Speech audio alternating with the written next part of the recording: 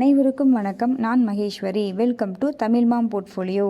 Barbecue nation listing gain தருமா அப்படின்னும் எப்படி நாம் லிஸ்டிங் ப்ரைஸ்லேயே செல் பண்ணுறது அப்படின்றதையும் இந்த வீடியோவில் பார்க்கலாம்.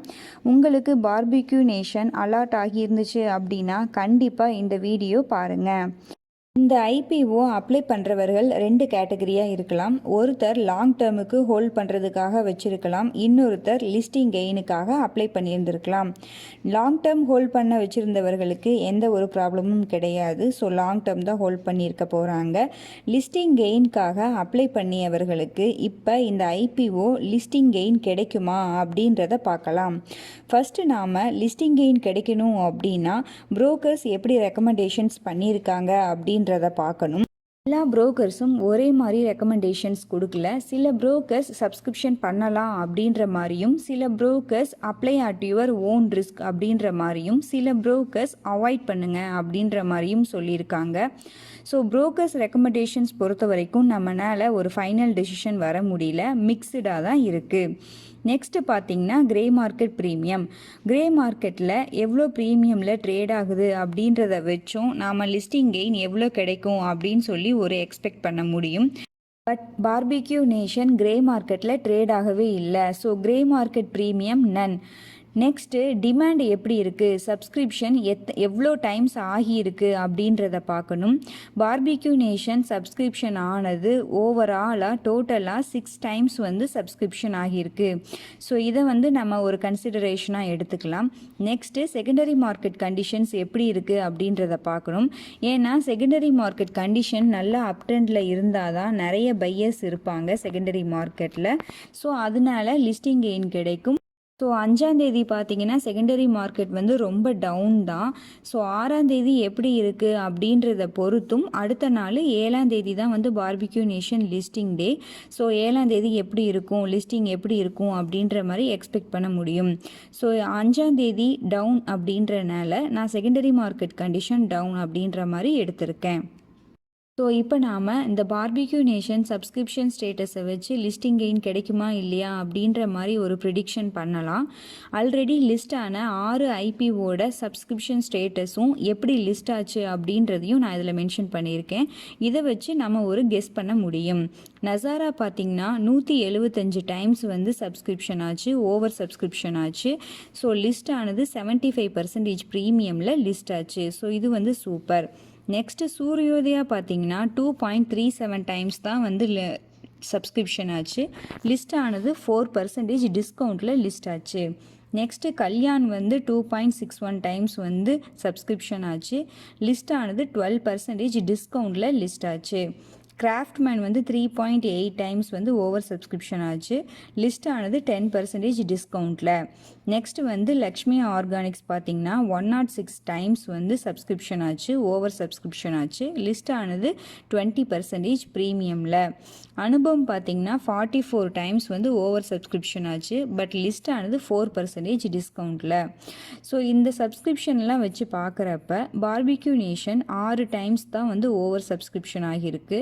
ஸோ அநேகமாக ஐபிஓ ப்ரைஸ்லேயே லிஸ்ட் ஆகிறதுக்கு சான்சஸ் இருக்குது. அப்படி இல்லைன்னா ரொம்ப மினிமம் லாஸில் 2%, 3% டிஸ்கவுண்ட்டில் லிஸ்ட் ஆக சான்சஸ் இருக்குது. ஸோ நாம் காஸ்ட் டு காஸ்ட் லிஸ்ட் ஆகுது அப்படின்னும் எடுத்துக்கலாம், இல்லை கொஞ்சம் மினிமம் பர்சன்டேஜில் லிஸ்ட் ஆக சான்சஸ் இருக்குன்னு எடுத்துக்கலாம். மேக்ஸிமம் லிஸ்டிங் டே அன்னைக்கு இந்த 3 கேட்டகரியில் தான் ஷேர் ஹோல்டர்ஸ் யோசிப்பாங்க. ஃபஸ்ட்டு லிஸ்டிங் ப்ரைஸ்லேயே நம்ம எல்லா ஷேர்ஸையும் செல் பண்ணிடலாம் அப்படின்னும், அப்படி இல்லைன்னா 50% ஆஃப் ஷேர்ஸை மட்டும் லிஸ்டிங் ப்ரைஸில் செல் பண்ணிடலாம். ரிமைனிங் மார்க்கெட் எப்படி போகுதுன்னு பார்த்துட்டு ஆஃப்டர் 10 o'clock சேல் பண்ணிடலாம் அப்படின்னும். இன்னும் 3rd கேட்டகரி பார்த்தோன்னா ஆஃப்டர் 10 o'clock நாம் எல்லா ஷேர்ஸையும் செல் பண்ணிக்கலாம் அப்படின்னும் பார்ப்பாங்க.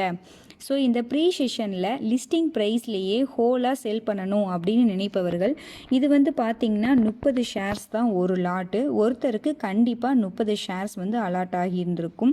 ஸோ 15 ஷேர்ஸை என்எஸ்சிலையும் 375 ரூபாயில் செல் லிமிட் ஆர்டர் புக் பண்ணிடணும்.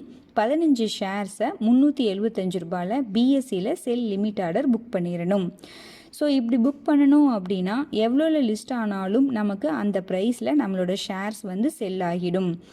ஸோ 50% ஆஃப் ஷேர்ஸை மட்டும் ப்ரீ செஷனில் நம்ம செல் பண்ணிடலாம். ரிமைனிங் வந்து மார்க்கெட் எப்படி போகுதுன்னு பார்த்துட்டு அதுக்கு தகுந்த மாதிரி ஈவினிங்குள்ளே நம்ம செல் பண்ணிக்கலாம் அப்படின்னு நினைப்பவர்கள் 8 ஷேர்ஸை 375 ரூபாயில் என்எஸ்சிலையும் 8 ஷேர்ஸை 375 ரூபாயில் பிஎஸ்சிலையும் செல் லிமிட் ஆர்டர் போடுறது நல்லது. 9 o'clock to 9:44 AM இந்த ஆர்டரை ப்ளேஸ் பண்ணிடுறது நல்லது. 9:44 மேலே வந்து லிஸ்டிங் ஆகிடும். அதுக்கப்புறம் 10 o'clock ட்ரேடிங் ஸ்டார்ட் ஆகும். நான் ஏன் இந்த 375ல் செல் லிமிட் ஆர்டர் ப்ளேஸ் பண்ண சொல்கிறேன் அப்படின்றது என்னோட ஐபிஓ ப்ரீசெஷன் வீடியோவை பார்த்துருந்தீங்க அப்படின்னா கண்டிப்பாக உங்களுக்கு தெரியும். 375 தான் பார்பிக்யூ நேஷனோட லோவர் சர்க்கியூட்.